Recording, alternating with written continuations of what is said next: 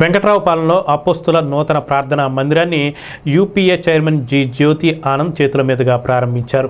K Samuel Paul Hepsiba ఈ ప్రార్థనా మందిరాన్ని రూపొందించారు. జి సుష్మిత ఆనంద్ ప్రత్యేక ప్రార్థనలు చేశారు. టి ఎజ్రా, యోహాన్, రాజ్పాల్, డేవిడ్ రాజ్ తదితరులు ఈ కార్యక్రమంలో పాల్గొన్నారు.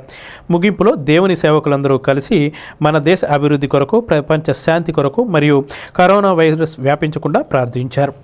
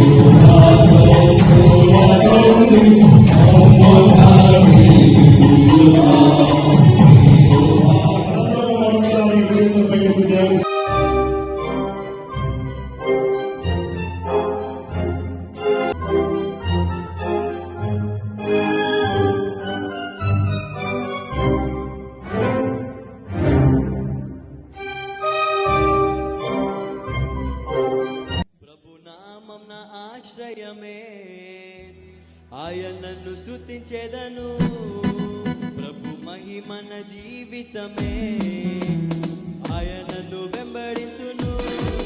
ప్రభు